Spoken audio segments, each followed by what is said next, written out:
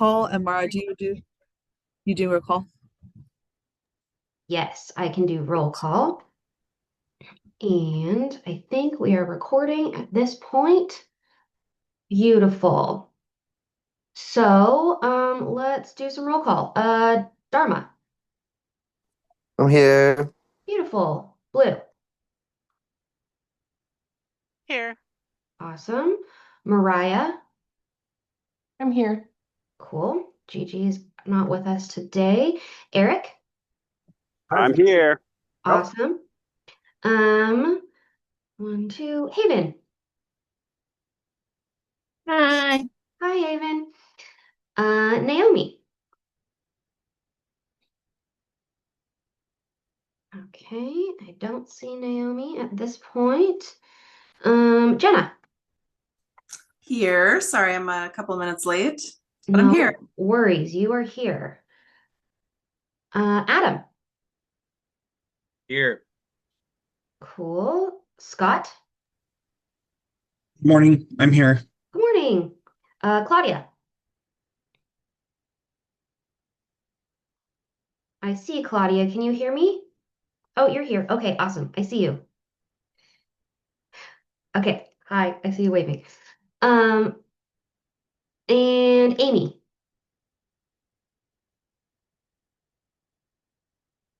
I don't see Amy yet. Okay, we should have a full committee. Great. Stacy. Thanks, Mara. Before we move on to Annalise for director updates, Eric, are you here? I think I saw that you were here. You are. Yeah, I am.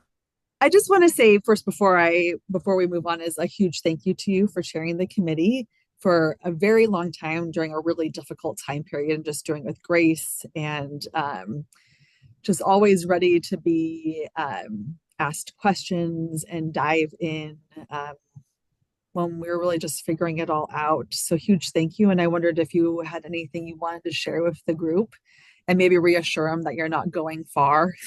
Yes, yes. No, it's been a joy. I really appreciate. Thank you so much, Stacy, for that transition. I think the leadership, most importantly for this committee meeting, Annalise and Mara and Tim have been absolutely phenomenal. I appreciate your guys' grace as we take on and tackle something that's, new and innovative. Naturally, whenever you're trying to do something new, there's resistance, there's challenge. And I appreciate you guys because I felt like it was a safe space to offer ideas and insight that was different and unique from different professionals. And Stacy, I'm excited. I'm super excited. I think that you've been made for this position and this role. I think that, as we look at the vision and where the direction that we're taking this subcommittee, it seems natural to have someone with experience and unique insight into the CCO model. As we look at ways and strategies to sustain funding, just having different perspectives, it all matters. And I think that that's a key partnership and insight that you can offer, Stacy. And then to all the members, I just want to continue to encourage you to walk in your confidence that you have something unique to offer. That what makes us special isn't a few, but the collective model that we have in place. And I remember early on when I was part of a different commission, and I felt like a lot of times people thought I was a little out there, or you had an insight that was like, "What is that? That's way out there." But what I've come to realize is that whenever you're offering something innovative or new, it's natural for there to be resistance. It's natural for people to be like, "Oh, that's different than what we normally do." But that's the space where change happens, right? We're change agents. And so it's been an honor to be a part of that. And I feel great knowing that you guys are in good hands with Stacy. I feel great knowing that, yes, collectively, we'll be able to continue moving the needle and continue transforming healthcare and policy throughout the state. So I kind of went off on a little bit tangent there, guys, but I was really excited about everything we've done so far, especially as it relates to harm reduction and safe using supplies such as Narcan and naloxone. But I'm excited to see the future and see where Stacey takes this. And yes, I'm still a commission member. I will still be around, and I still plan on jumping in and giving my 2 cents here and there. So thank you.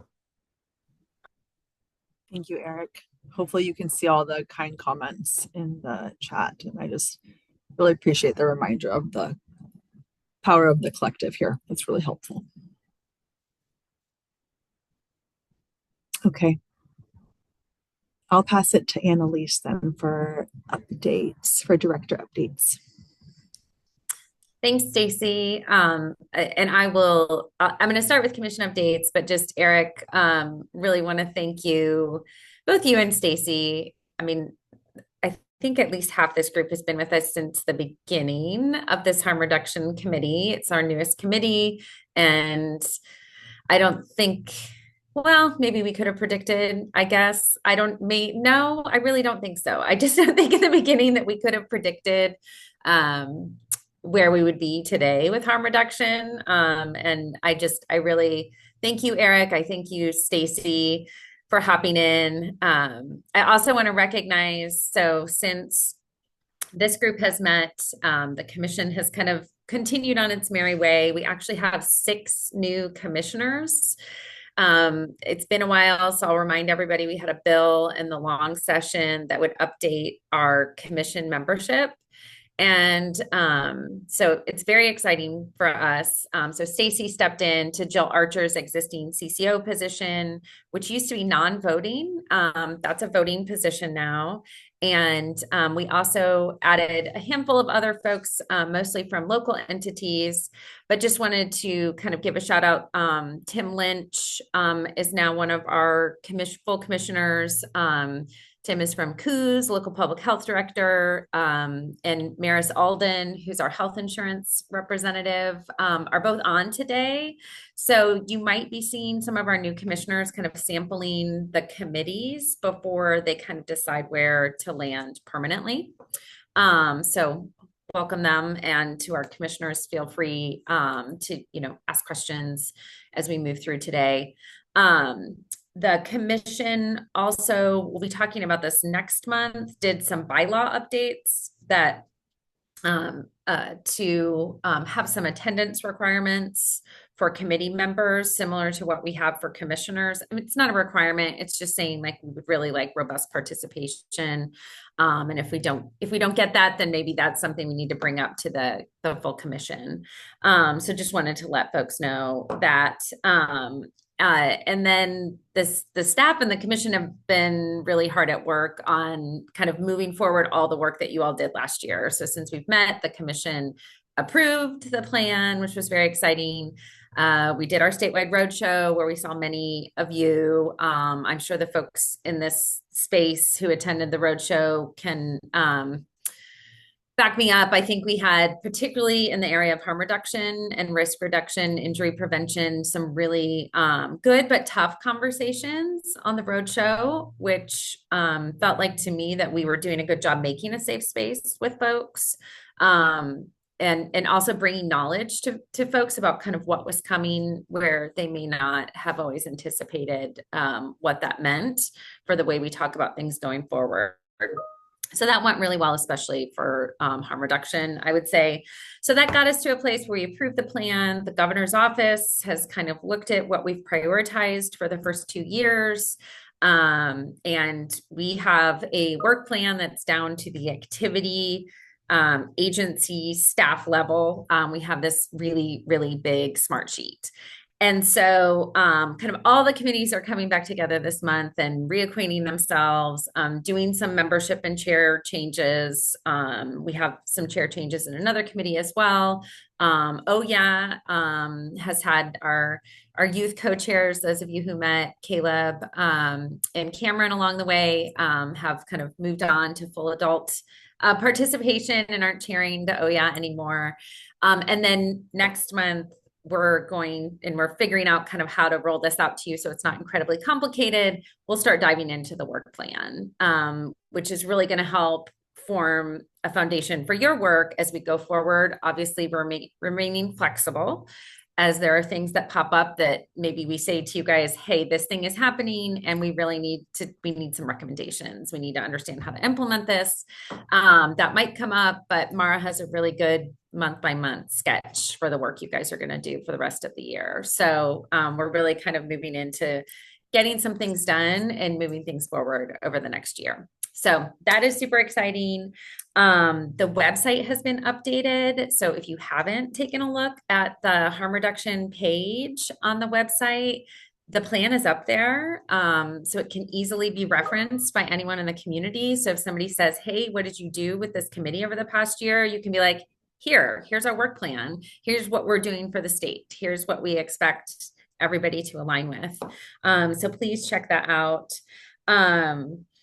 Couple other things just to mention real quick. I'm trying to kind of bring this to all the committees. I think a lot of people in this room probably know, because you are Measure 110 Behavioral Health Resource Network grantees, because of declining cannabis revenue, and all kind of, other factors in the way OHA budgets that money out. There is a one-time gap that's really big for the Behavioral Health Resource Network grants. The settlement board did meet this month to mitigate that.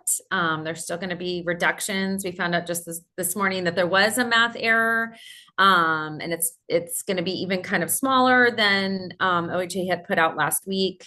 But just wanted to let folks know that, because that's something that is a big role of the ADPC to weigh in on budget priorities and how we allocate these funds. And the settlement board had to decide in a really short period of time, with kind of shifting budget numbers, how to act so that they could decrease the impact. So there's still going to be an impact that's felt. Obviously, OHA is going to come to the next settlement board meeting on February 4th to update on what the next steps are. And then they're also coming to the ADPC meeting on February 9th, where we'll probably ask some maybe higher level questions there as we start to think through how we allocate cannabis revenue, and if there's ways that we can mitigate that going forward.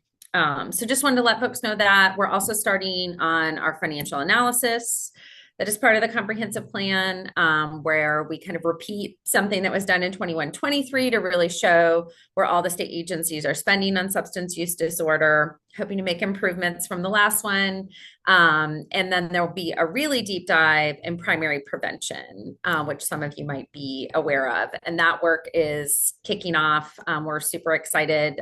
We did an RFP, and Third Horizon once again rose to the top. So Tim is going to continue to be working with us here in Oregon, really doing a deep dive on primary prevention. So that was a lot for today, but we haven't seen each other for a few months. So I will be quiet now. Happy to take any questions, but I know you guys also have a lot to talk about today.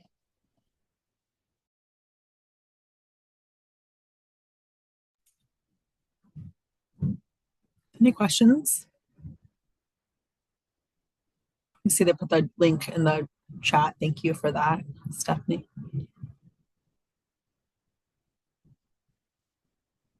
Okay. Yep. Sounds good. Thank you, Annalise. So another really exciting part of today is welcoming 2 new members to the group. And I think I saw them both pop on, Serafina Pinsky and Crescencia Witherspoon. Julia Pinsky. Do you go by Julia or Serafina?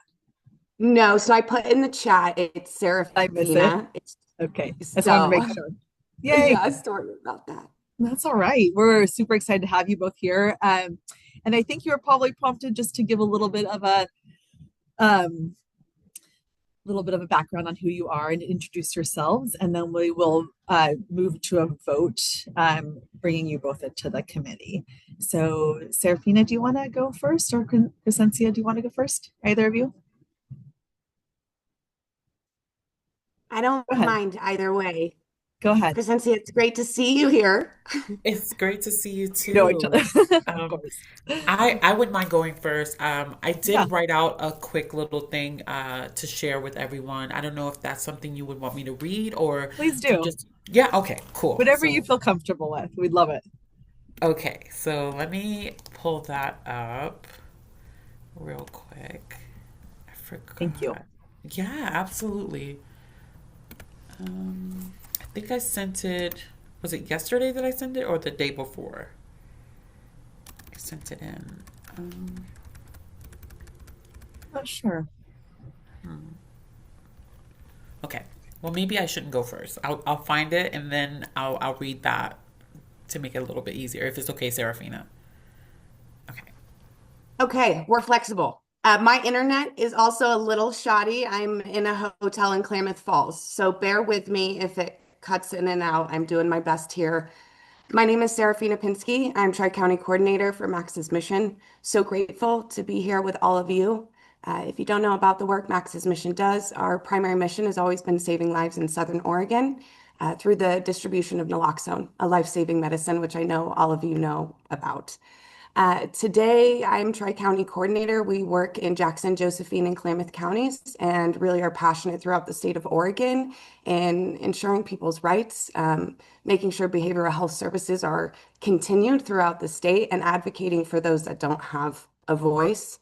Um, I recognize as a person in long-term recovery, this cause is not only near and dear to me because of that, but I've also lost my brother and many friends to this disease. So can't wait to be a part of this network and continue to engage with all of you. I'm very passionate about collaboration, practical solutions that center in dignity and safety and overall public health. So I really appreciate this opportunity to be a part of the group and contribute my experience, perspective, and my passion in this area. Thank you. Welcome. Okay, so I cannot find mine. And Serafina, that was great. Thank you. I don't know how to follow up on that, but my name is Crescencia Witherspoon. I work for Eastern Oregon Center for Independent Living. I'm the Director of Harm Reduction Services, and we do needle exchange, overdose reversal, education. We distribute Narcan. My background, like in my little bio that I wrote out, I kind of like went into a little story about my family history and why I found that this was my passion. My dad was a firefighter in New York City and he got hurt on the job. And as an African American, back in those days, he lost his job. He didn't get benefits. And my dad didn't have a therapist. He was told he wasn't going to walk anymore. And so my dad went to the street pharmacist for pain management. And what happened with my family was pretty rough, with my dad suffering from depression and substance use, but we navigated that. I went through different fields in my life. I went through working as a banker, supervisor at stores, and never really felt like I never really kept a job. I never really felt like it was my thing. I'm really artistic, and I really enjoy taking care of people. And then I was offered a position as a harm reduction specialist, and I had no idea what that was.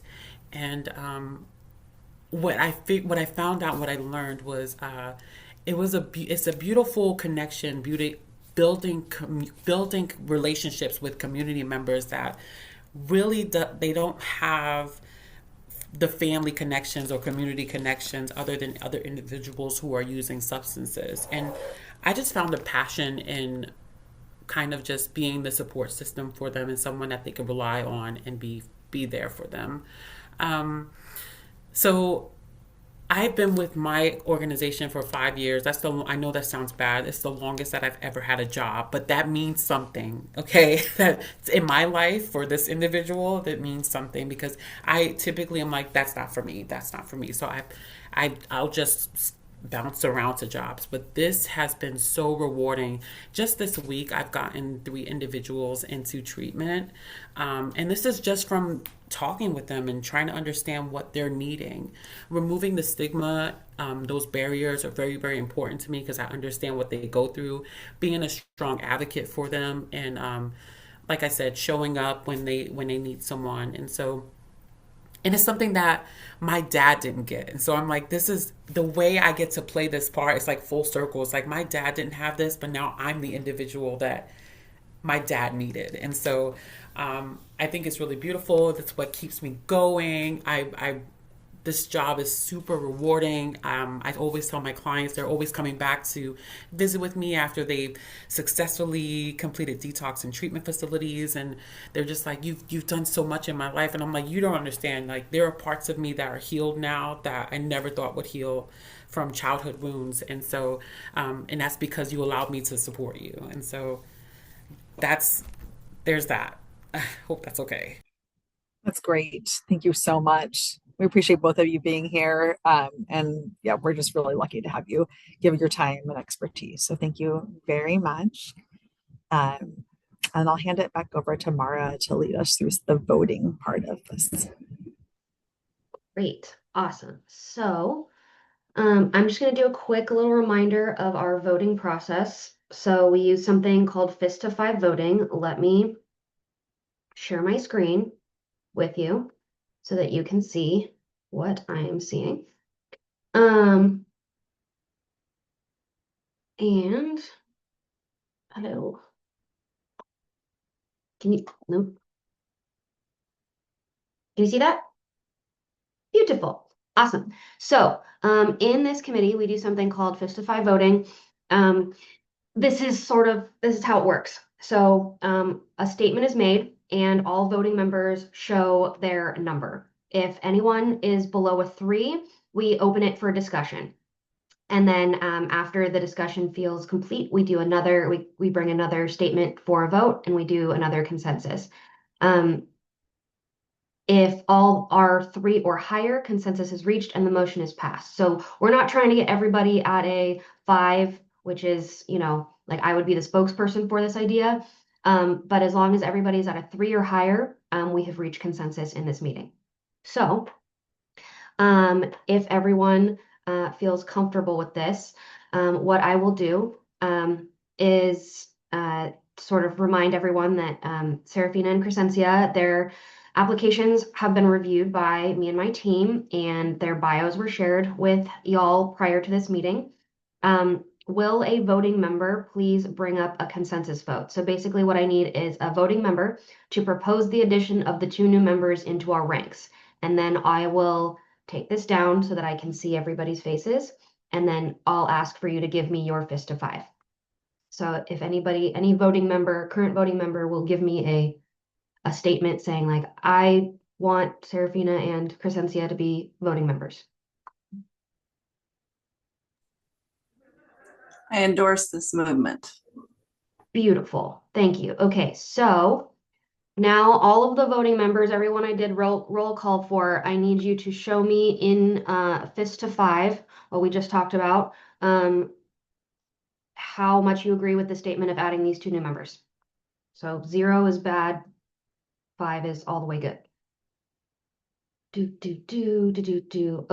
that is 5s across the board. So motion is passed and we have 2 new members added to our ranks. Very, very, very exciting. Awesome. Yay. Super excited. Thank you. Thanks everyone. Welcome. And yep, welcome. Appreciate you both. Thank you. Okay, I think we can continue with the next portions of our agenda. Tim is going to share some thoughts with us. He have slides? No, we don't have slides for Tim's part of the conversation. Tim, you're here. Yeah, there you are. Hi. Hello. Nice to see you. Nice to see you. Tim's going to give us just a kind of bringing us back from our brief break that we had between our last meeting and today, share some insights and some thoughts about us moving forward as a group. I am happy to pass it over to you, Tim. Great, Stacy. Thank you so much. And Serafina and Crescencia, it's great to meet you all. Just a quick level-setting introduction. Tim Rourke, Managing Director at Third Horizon. I have been leading a team of folks. My colleague Lindsay's here as well, and I'm going to give her the microphone in a bit.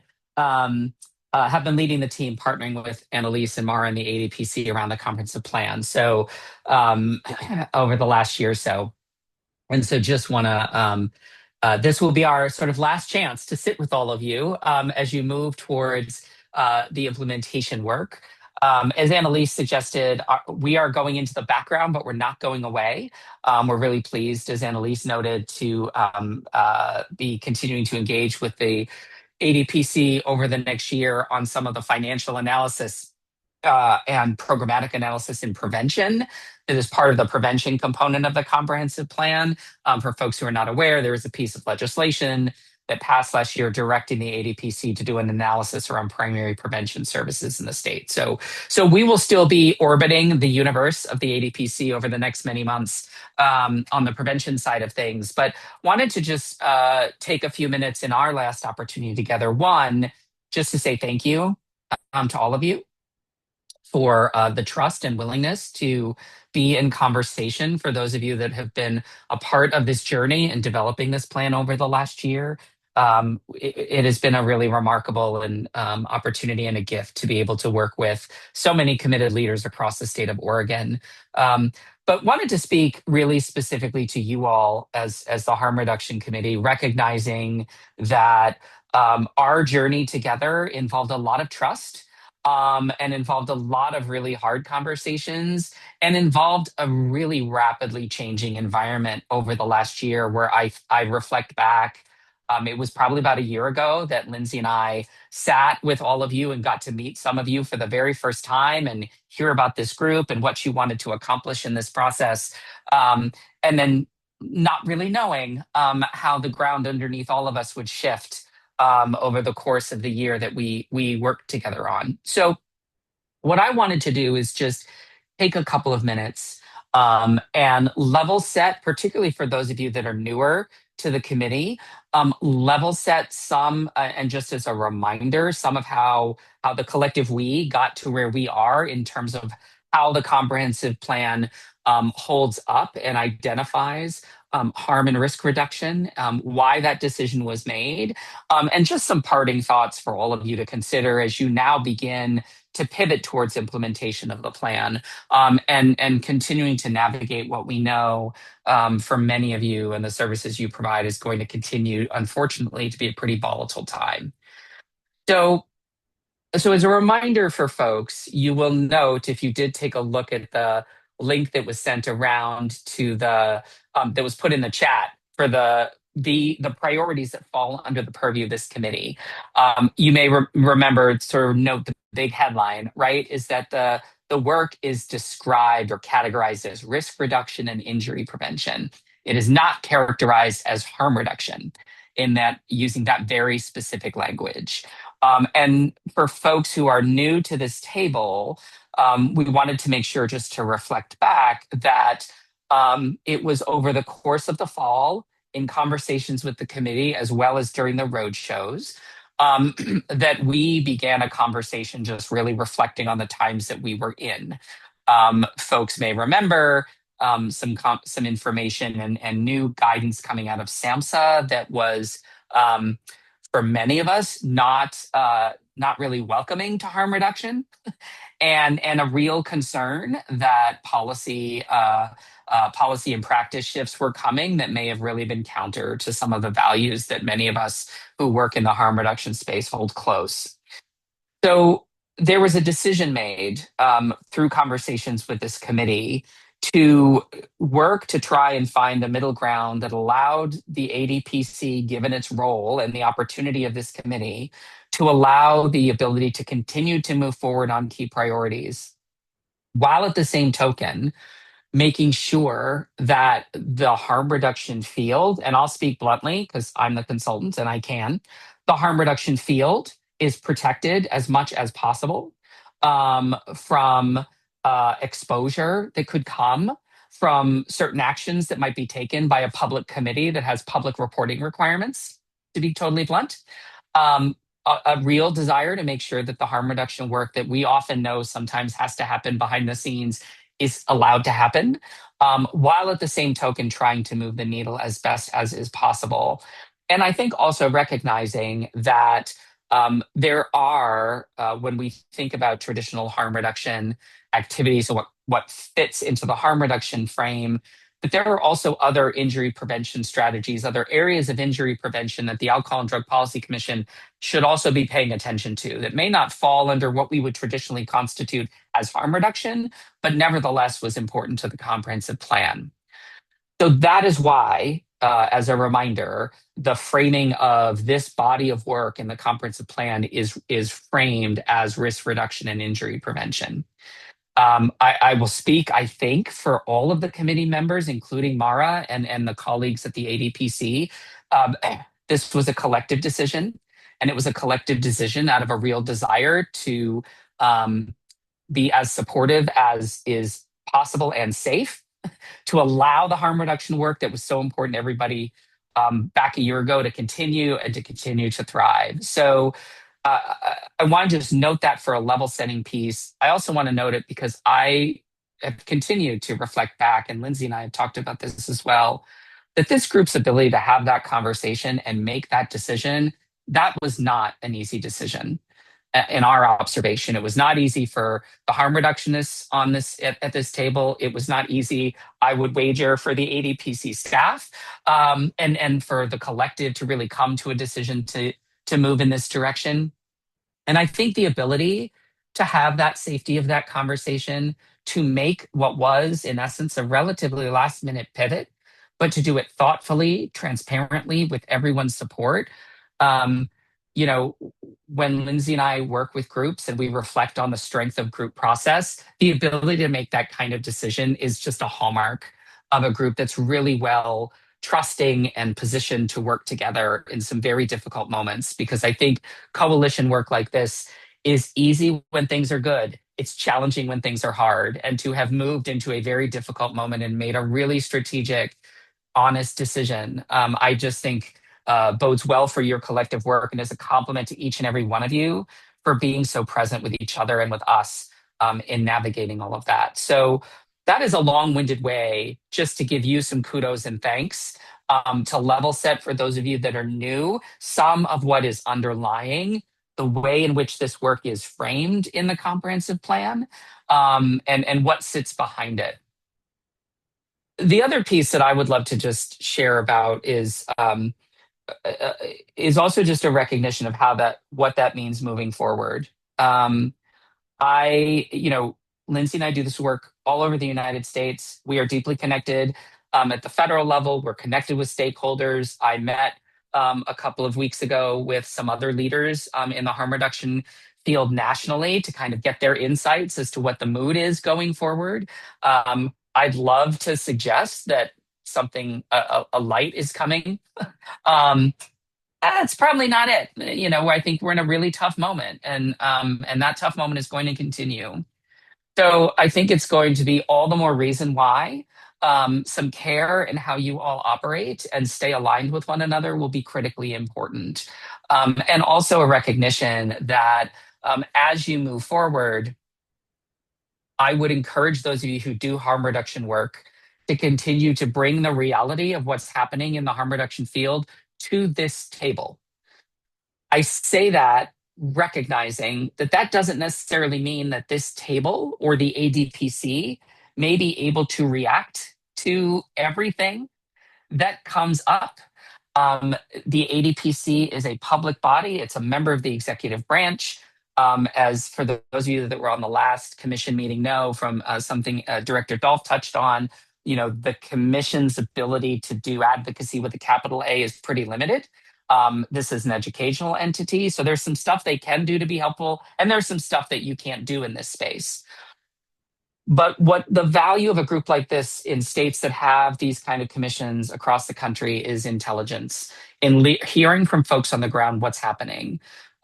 That's going to continue to be important, because as much as you have a really strong plan and some areas of focus to work on over the next couple of years, there may be other things that shift the ground in really vital work in the state of Oregon, and whether or not there is a role for the commission or this committee in addressing those things, the wisdom of what's happening on the ground in and of itself is a really powerful tool.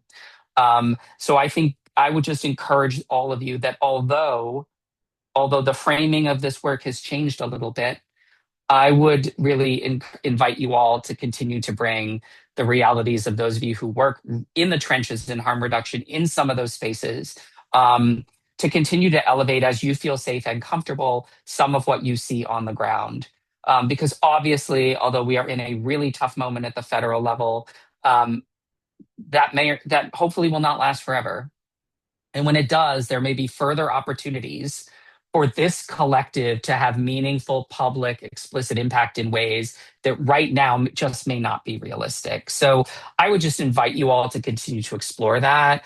I would also encourage you all to move ahead with grace and patience. It is one thing, I think, to conceptualize what a plan will be. It's another thing to implement it. And there are a ton of unseen forces that are going to continue to push and pull on the work of this committee and the commission as a whole. I'm sure 2 weeks ago, many of you may have been directly impacted by the federal insanity that came out of SAMHSA. Yep, over the weekend, we had similar insanity where $5 billion in public health money was put on hold, only to have that turned around.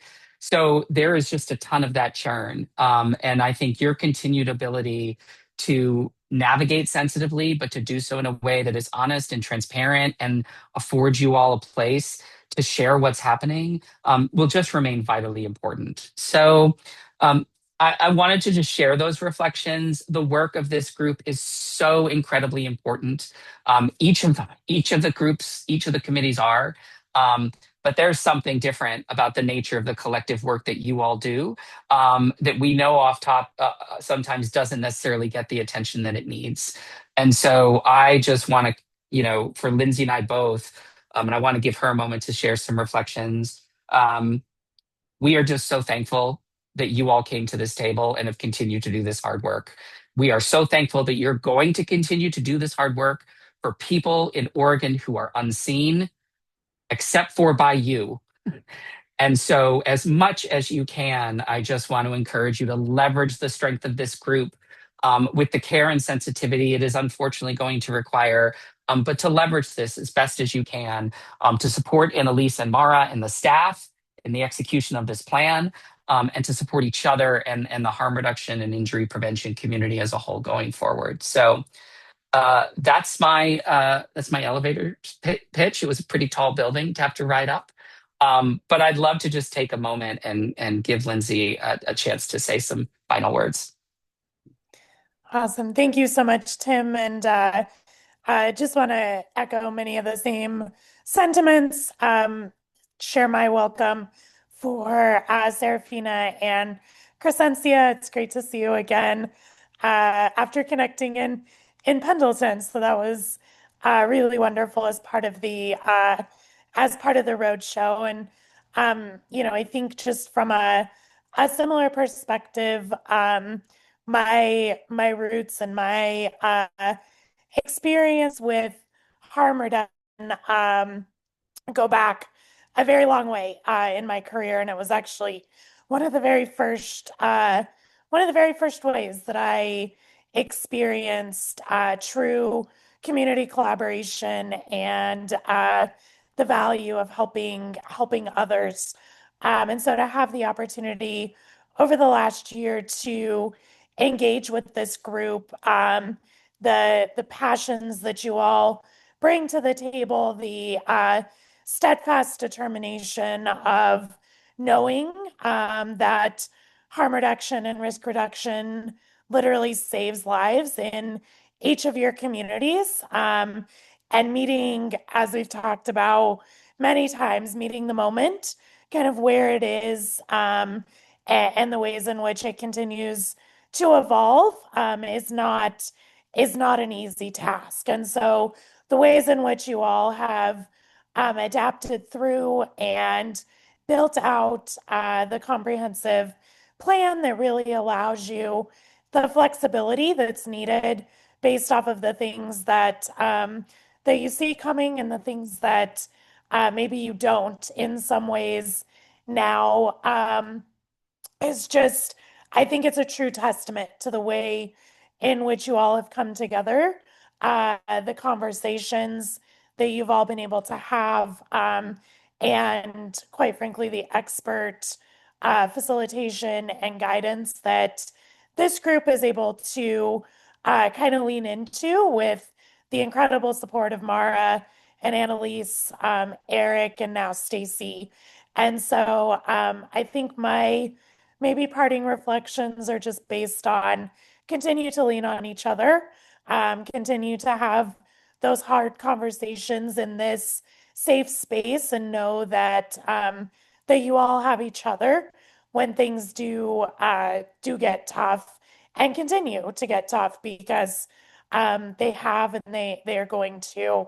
And just know that it has been a true honor and pleasure to be able to see the way this group has come together, the ways in which you have leaned on each other. And I'm very, very excited to be able to follow your journey as you begin to implement the things that mean so much to not only you all, but your communities and the people of Oregon. So congratulations on this important step. And more great things to come from this group with the strong leadership that you all have and the incredible passion that you all bring to the table. Thank you, Tim and Lindsay. Before we move into our next part of this conversation, which is really connected to what Tim and Lindsay shared, the decision making around a name change, does anyone want to offer any thoughts or reflections based upon what Tim and Lindsay just shared? There were some comments in the chat, which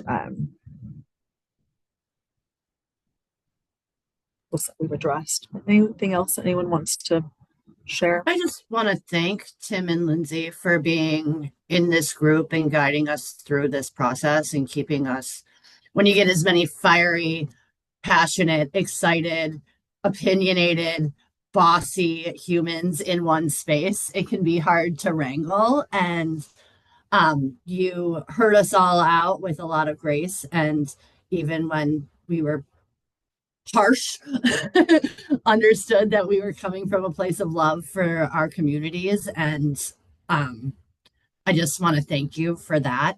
I know I was asked to be co-chair of this group, and I was like, "Oh, I ain't doing that." So also thank you, Stacy. But yeah, it's been nice working with you, and I'm grateful to have met you and gotten to work with you, and y'all are swell. And maybe the prevention people will be less fiery. Hopefully not. Thanks, David. This is really, I think we all agree with that, what you just shared, and our gratitude. Anyone else?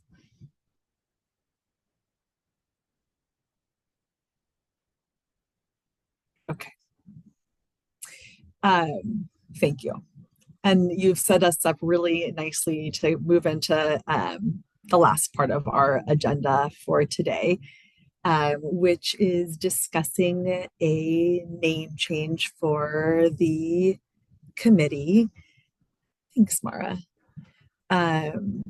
So I think my goal for the next several minutes as we discuss this is ultimately to have us all agree and end on a new name for our committee, but also hold some space for just some thoughts and feelings and processing around how this is a reflection of some of the changes that Tim shared that happened in 2025. So I'll just give a very brief background to make sure that we have time for our conversation. And then also, I want to thank Mara, who did lots of wrangling and communication behind the scenes with everyone around this really challenging and sensitive topic. So thank you, Mara. Most of you had conversations with her over the last couple of months. Time is flying by, around our need to change from the having harm reduction, the title of our committee, to ensure that we are able to continue with our work moving forward and not be at risk just because of the words in our title and our name. And there's been lots of thoughts and sadness and frustration around this topic. And then also a collective decision and understanding that it is the right thing to do in order to make sure that we are able to move forward with the priorities and the work plan that we have set forth. Mara took down lots of different options and ideas for names, and these are the two that rose to the top. So we will be voting on these names, but I wanted to just pause before we did that and offer some time for some conversation and reflection on the change. And then also, of course, talking about these specific names and do they feel right, or do we need to make any adjustments? Mara, am I forgetting anything?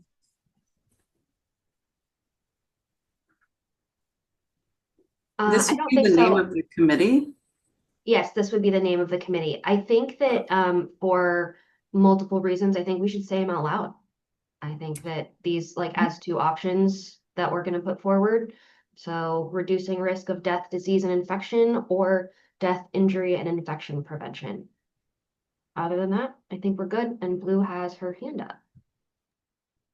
I just first wanted some clarification. The page for the subcommittee right now is risk reduction and injury prevention. Was it already changed to that and then we're changing it again? Or is that also a potential name for the subcommittee?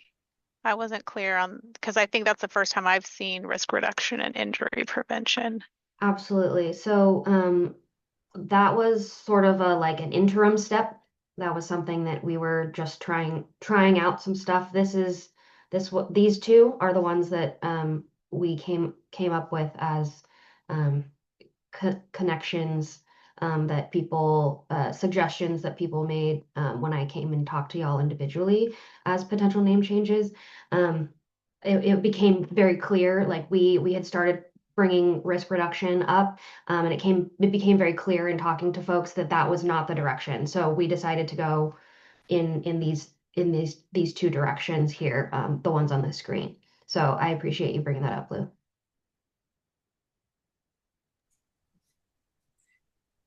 And then Jenna, I just want to read your comment in the that they're longer than the harm reduction, so they're longer names.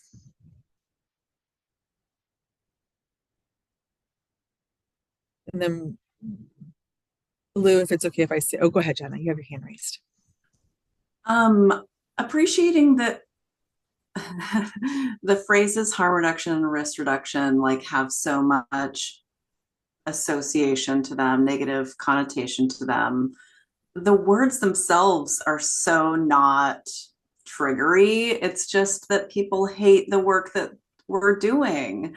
And I feel like they're the most accurate language descriptors of what it is that we're doing. And if we change our title to say prevention, it's a whole other type of work. And while it may be more palatable to the general population, I feel like it's not a very accurate description of what it is that we're doing, which is reducing death and harm, and not really preventing it. Like, we know it's going to happen, and we're working alongside it happening and actively involved in folks that's happening with. Yep. Thanks, Jenna.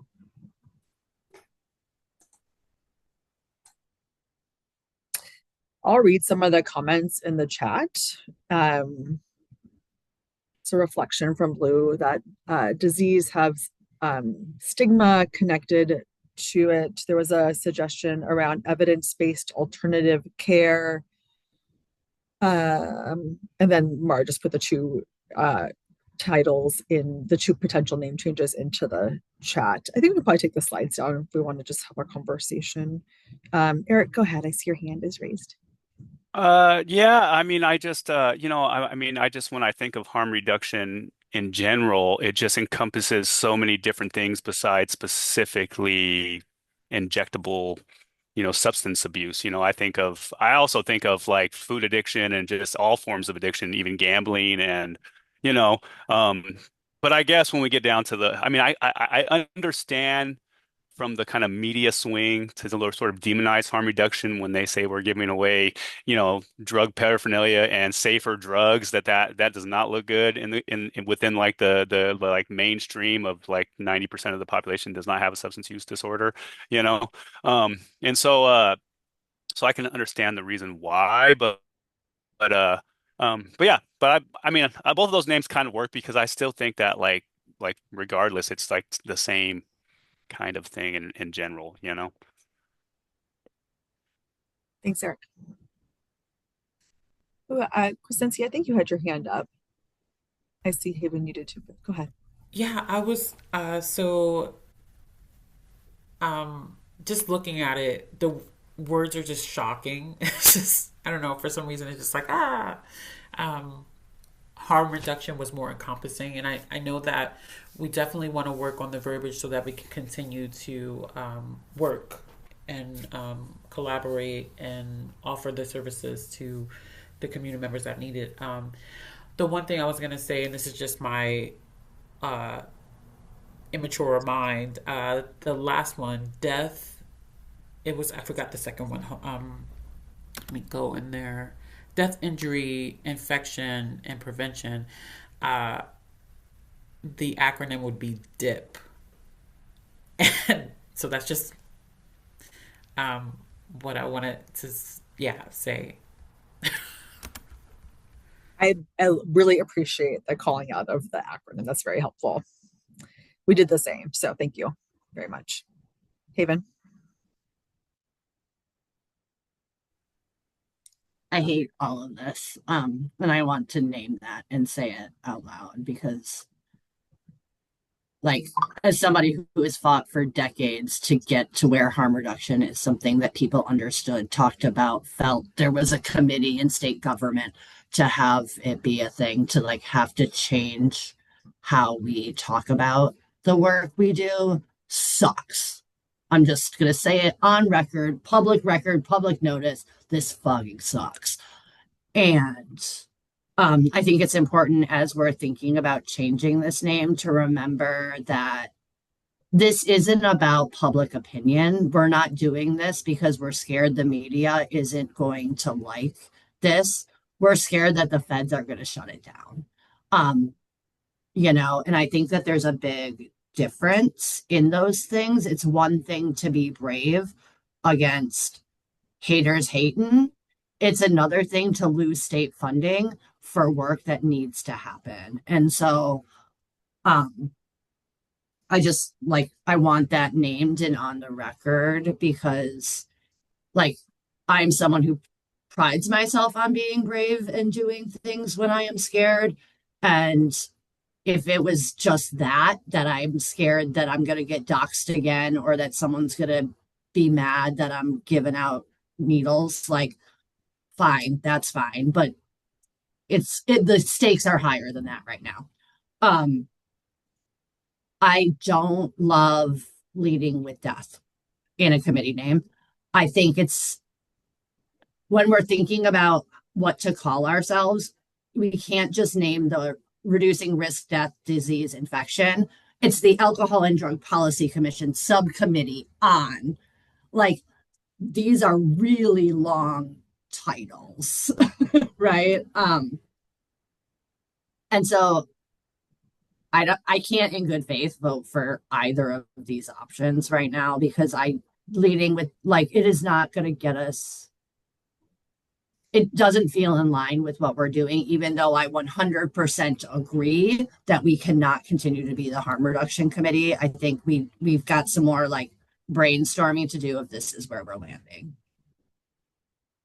Thanks, Haven. Dharma. I just I feel like I'm a little bit torn about this because like complying in advance is a choice, right?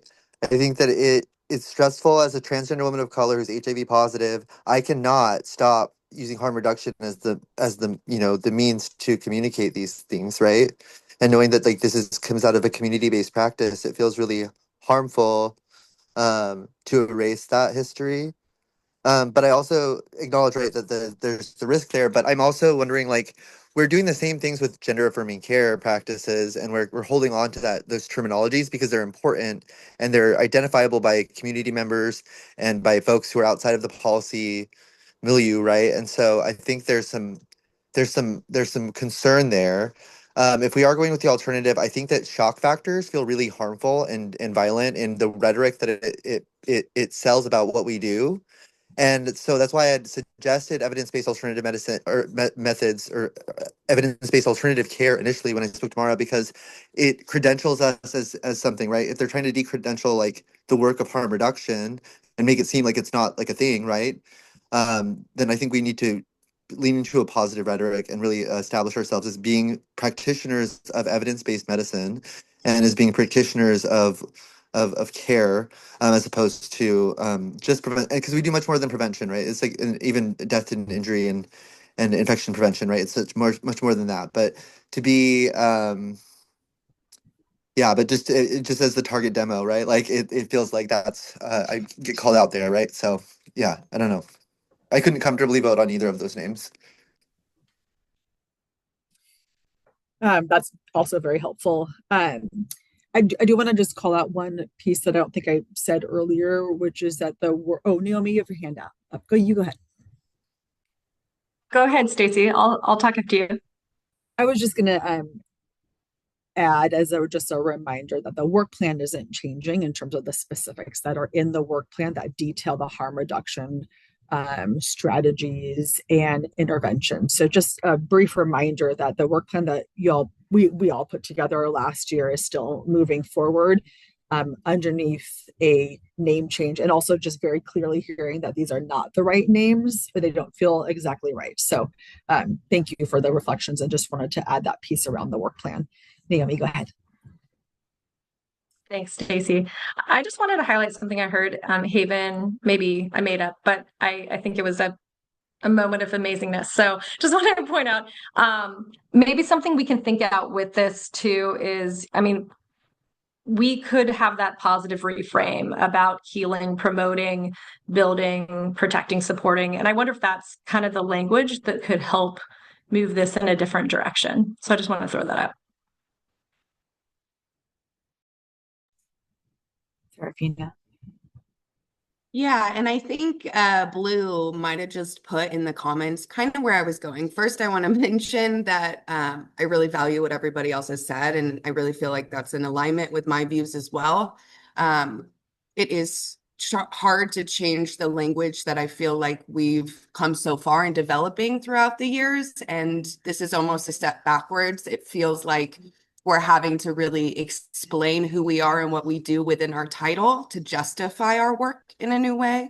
But I do understand the need for it and how we want to be able to continue to do the life-saving work. So my idea and suggestion was kind of like what Blue said. I love the idea of shifting to a positive focus and not focusing on death, because I think a lot of people have issues surrounding death and it can bring up a lot of stuff. But if we were to say reducing the risk of disease, infection, and death, it's still a lot. And I'm not sure if I love it, but you're focusing on the positive aspects of the fact that harm reduction really is in alignment with the reduction of risk, disease, and overall health and well-being of the communities that we serve.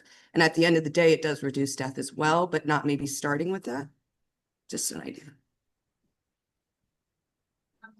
Yep, that's great. So the Blue, thank you for putting it also into the chat. So the suggestion is leading with something that's more positive, life-saving, and flipping it to reducing the risk of injury, infection, and death.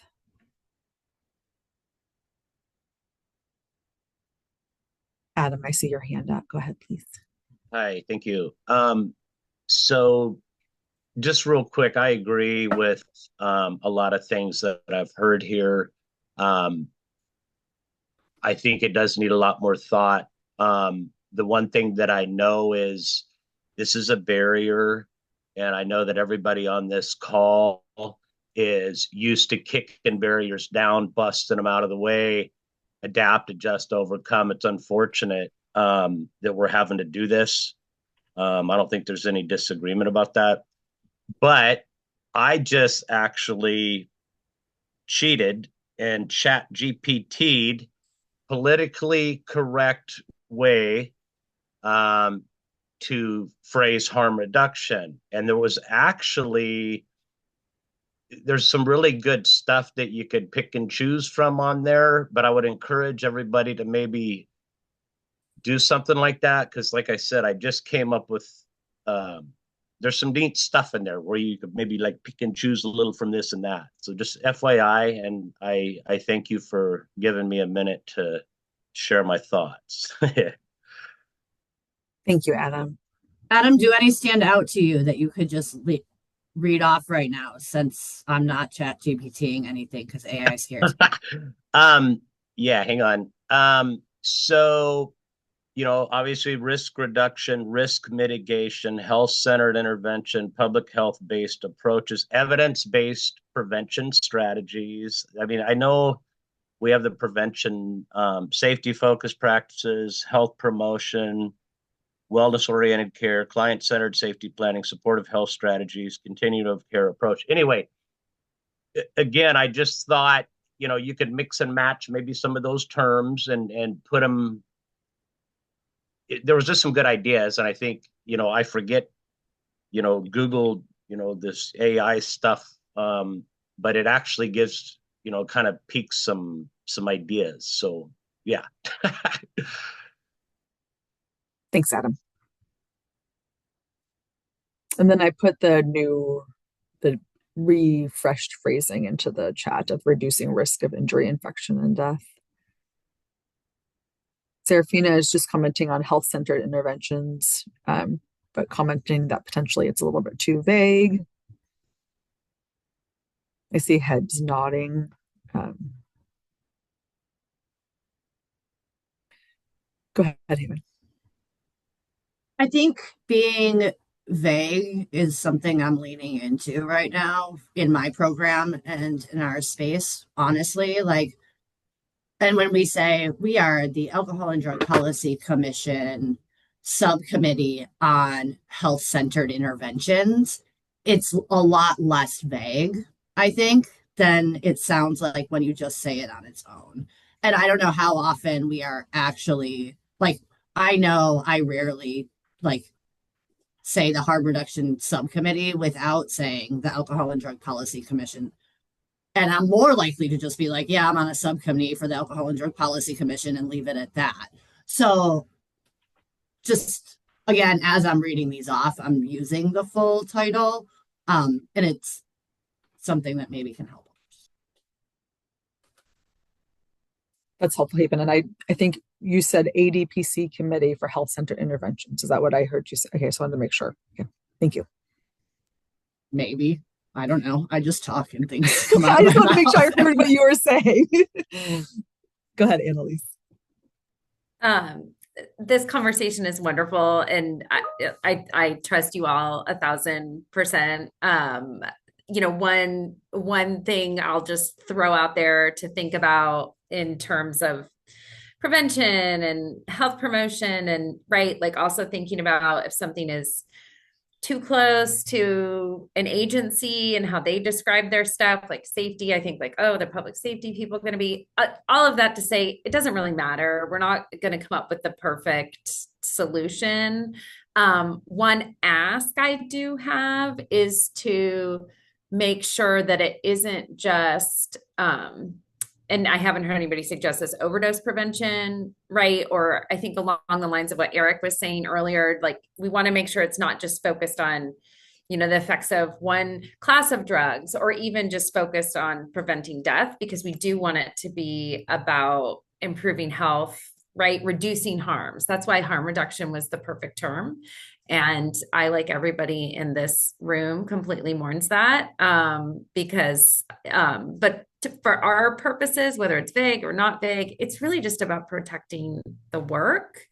And we do want the work to include the full spectrum of harm reduction as we once knew it, to Tim's point, right? So that when things come back, that, we lift it back up again. So a little bit rambly there, but just have that ask to make sure we're kind of including that full continuum, which is probably how we got to such long names.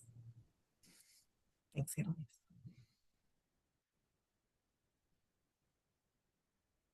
And then just some more comments around like appreciating the refrain for positive language in the chat.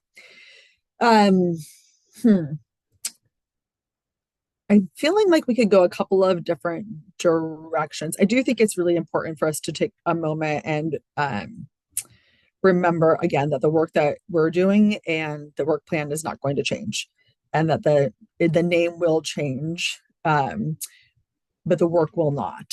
So just kind of keeping that and I guess I'm saying this out loud for myself to kind of remind myself to try to not find the exact perfect name, because it probably doesn't exist. And that's hard for me to kind of go back and forth with, but reminding myself, saying it out loud. So I think there's a couple of things that we could do. We could circle back at our next meeting with a few other recommendations based upon the feedback that we got today. I'm not sure if people feel like we have something, the one that Haven brought forward, the ADPC Committee for Health Center Interventions, if that feels like it encompasses the work, that it's broad enough to support the work that we're going to be doing moving forward.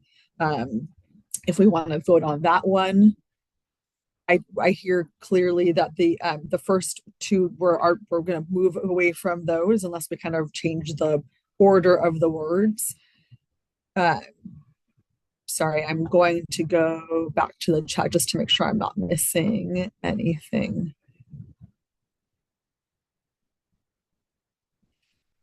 Lou, the question around why risk reduction and injury prevention is off the table. It sounded like potentially it could be on the table if we were reordering and death wasn't first. Is that right?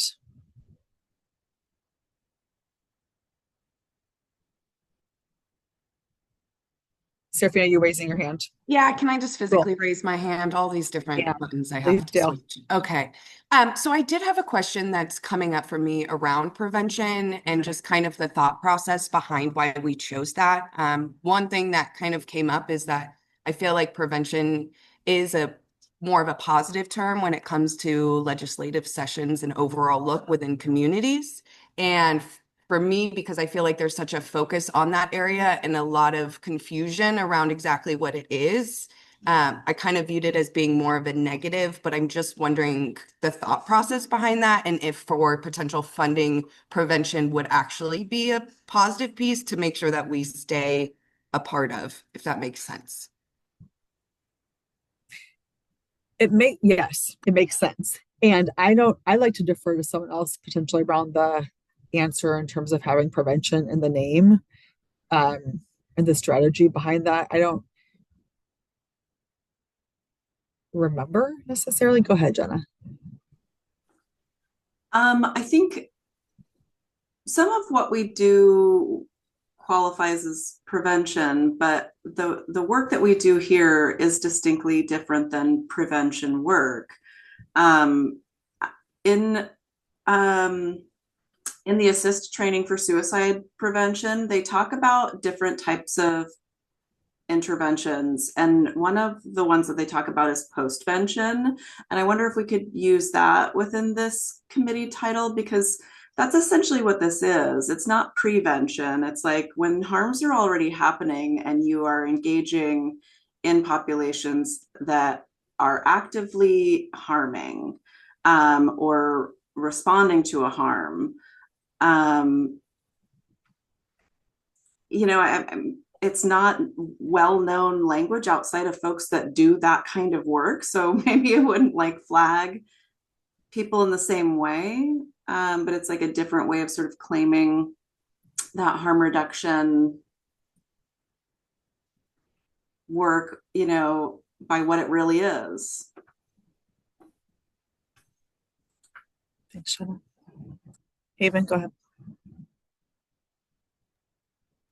So I want to just comment on the prevention.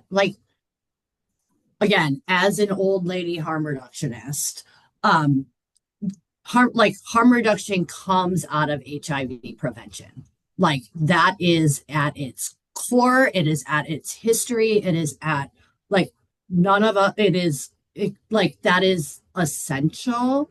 And so and it's really what my program is leaning on right now is the HIV prevention part of the work that we do, in the assumption that when the feds come for us, being able to document we are doing primary and secondary prevention of HIV, hepatitis C, primary and secondary intervention of overdose death.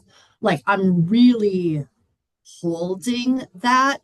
And so as the outcome metrics that I believe my program needs to be focused on to be protective of the work we do, less so than even the connection to treatment, the addiction care, assuming that all drug use is harmful is not true. Most of it's not.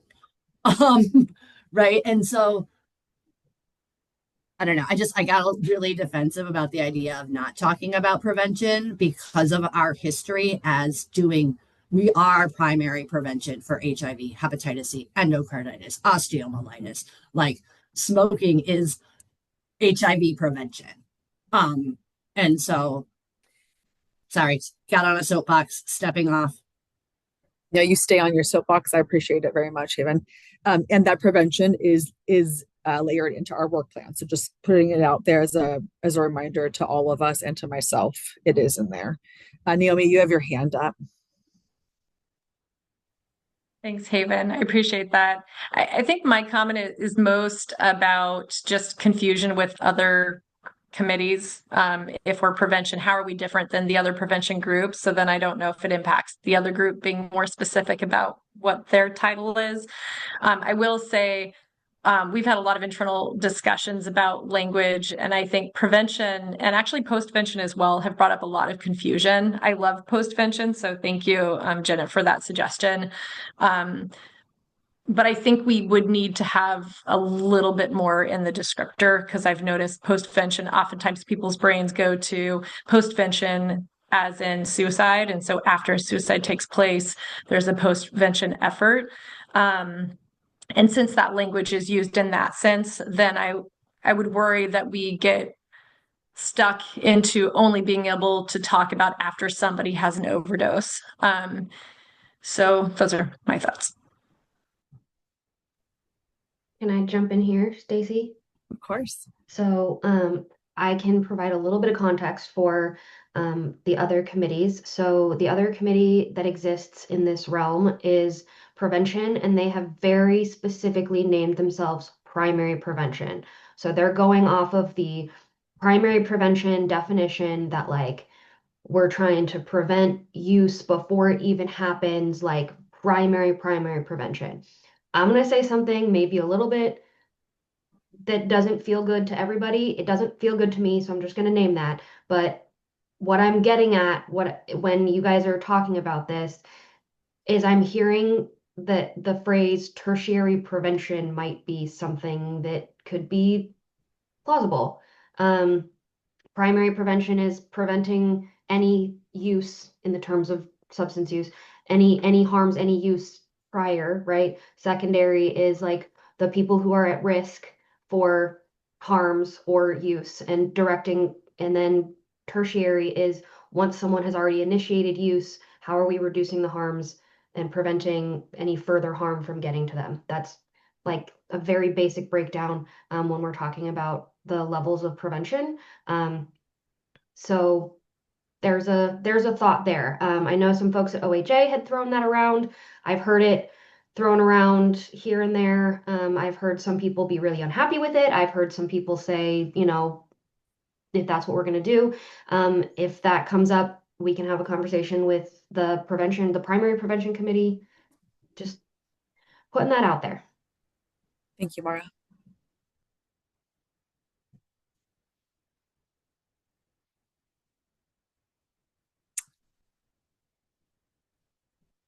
Okay. I think my thought is rather than to like force a decision or a collaboration, is that we pause here and take the feedback back. The comments that are in the chat, we can save those, right, Mara? I'm assuming we can capture all those. Yep. Collate those and bring them back to this group for next meeting, and or do some work in between this meeting and the next meeting to get some more agreement, at least to narrow it down a little bit more, so that we can vote at the next meeting. How does that feel to this group, to pause here, circle back at the next meeting with some work in between? I think this is incredibly useful. I mean, really useful conversation. And I really appreciate being able to share our honest feelings and thoughts and fears, while also in parallel holding that we want this work to continue. And so, as uncomfortable it is, we need to make some changes to the name. So you just huge kudos again to this group. I don't have anything else for today, Mara, unless I'm forgetting something on the agenda. We're not going to vote on this because we don't even have a name yet. So we need to circle back and come together again. And that's great. This is excellent to be able to go through the concerns. Yes, thank you, Haven. Yes, I appreciate that. I forgot. And we do have our public comment period. But before I do that, Mara, am I forgetting anything else? You are not. And I don't have anybody who is listed for public comment, but if there is anybody who would like to give public comment, I don't see, I mean, we've really pared down to mostly our voting members. So I don't see anybody for public comment. So I will give like 1 minute. If anybody wants to message me separately or raise your hand, let me know. And so just to circle back to what I was saying, we will meet again in our next meeting, continue this conversation, but in between now and then do some work behind the scenes to, when is the next meeting? That is a great question.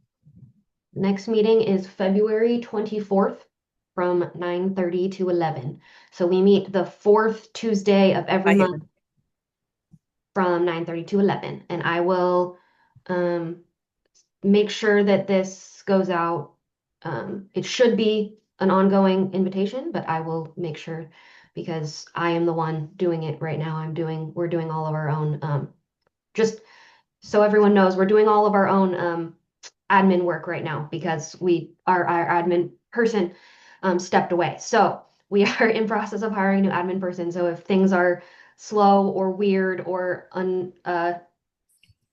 untenable, please thank you for your patience in advance. That is my fault. I'm not the most tech savvy. You're doing great, Mara. No worries. Okay. Thank you, Mara. And we'll see everybody in about a month. And really look forward to it. And thank you for this great conversation. We'll see you soon. Take care.